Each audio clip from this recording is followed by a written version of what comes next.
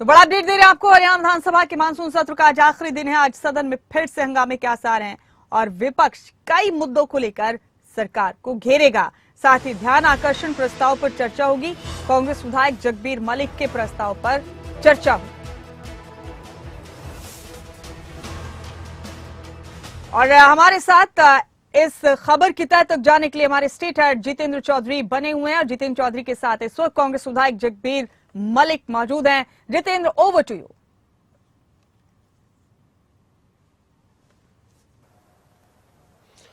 बिल्कुल, आज हरियाणा विधानसभा के मॉनसून सत्र का तीसरा व अंतिम दिन है। सत्ता पक्ष और विपक्ष के साथ हम देख रहे हैं लगातार सदन के अंदर कई मुद्दों को लेकर के जो बहस है, जो हंगामा है, वो देखने के लिए मिल रहा है।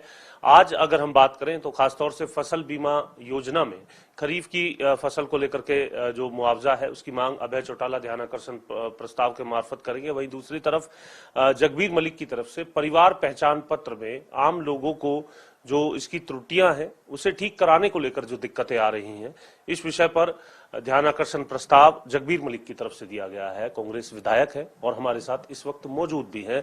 उनसे जानेंगे सर, किस तरीके की समस्याएं आम जन को आ रही हैं जिनको लेकर के आज विधानसभा के अंदर आप मुद्दा उठाने जा रहे हैं ध्यानाकर्षण प्रस्ताव में।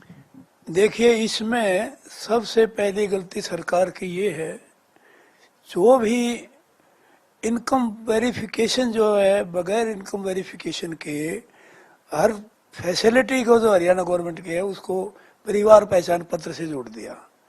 परिवार पहचान, जब इनकम वेरिफिकेशन प्रॉपरली नहीं हुई उसको परिवार पहचान पत्र, उसको फैसिलिटीज क्या मिलेंगी, क्या उनको लाभ मिलेगा। सबसे बड़ी गलती तो ये है, जब तक वो प्रॉपर वेरिफिकेशन ना हो इनकम की। आज आपने देखा कहीं रामचंद्र जांगड़ा की इनकम का, मनमोहन गोयल की इनकम का 1,80,000 1,80,000 इन लोगों की। इस प्रकार बहुत तकरीबन सब कह रहे हैं ना सर कि त्रुटियां तो ठीक करा देंगे हम, जो गलतियां हैं वो होती हैं कई बार सिस्टम के अंदर, उनको ठीक करा देंगे। त्रुटियां कैसे है, ये जैसे एडमिशन का रोक दिया, एडमिशन को फैमिली आईडी से जोड़ दिया। अब एक करनाल की लड़की है, उसकी आमदनी 9 करोड़ दिखा रखी है, लड़की की आमदनी 9 करोड़ है और उसका एडमिशन नहीं हो रहा इस बात पे, क्योंकि वो आमदनी के हिसाब से जो ऊपर देना भरना पड़ता है।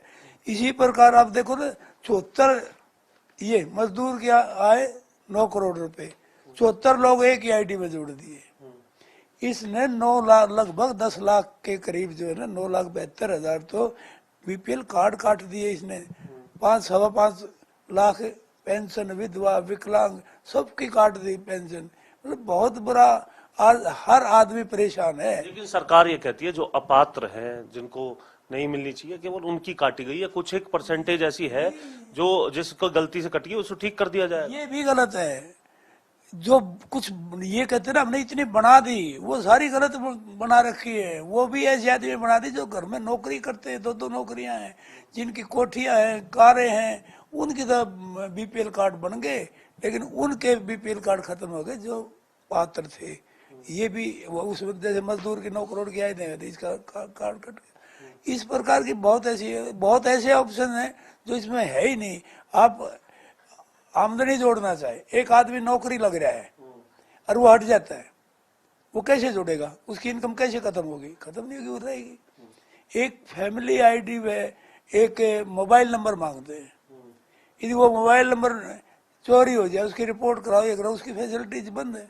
ये तो मोबाइल नंबर से ओटीपी आएगा, ये बात होगी। मोबाइल तो सर आजकल 24 घंटे में, 12 घंटे में तो ये दोबारा आ जाता है, मोबाइल नंबर दोबारा रिटेन हो जाता है। दो चार्ज नहीं हो, दूसरे के पास हो, फैमिली में दूसरा एक नंबर होगा ना फैमिली आईडी में, तो दूसरा कोई परिवार का आदमी कोई करना चाहे कहीं जाएगा तो बगैर उसके नहीं होगा।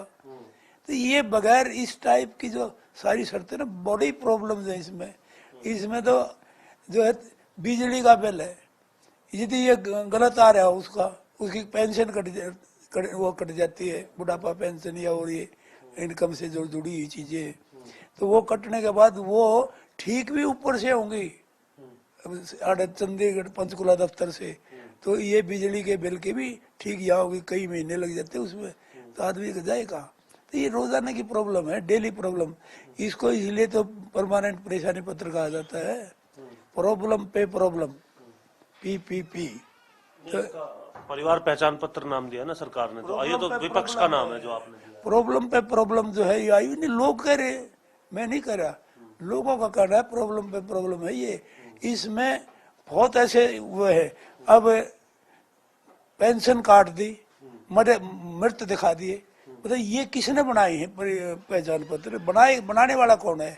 अच्छा होता यदि सरकार लोकल रिप्रेजेंटेटिव को लेकर उस एरिया का सर्वे परिवार का बनाते। अब ये बताओ, सोशल कमेटीज तो इसमें भी है ना सर, बताते हैं कि सोशल कमेटीज हैं जो वेरीफाई करते हैं। आप ये बताओ, 2 जातियों के 74 लोग एक आईडी में जुड़े। आज कल्पना कर सकते हो, 2 जातियों के भी एक परिवार में हैं, एक परिवार का हिस्सा मानते हो इसको, और 74 लोग हैं एक परिवार के, एक जगह रहते हैं। है ये पॉसिबल? तो लेकिन ये बना रखे हैं, कौन जिम्मेवार है? कोई कैमरे के सामने दिखा दीजिए, अब ये अखबार की जिस कटिंग को लेकर, ये देखिए, ये कैसे संभव है? मतलब और फिर ये कहते हमने बना दिए। इसके बाद ये पति पत्नी जिंदा हैं, पीपी में मृत दिखा दिए, इनकी पेंशन काट दी, खत्म कर दिया।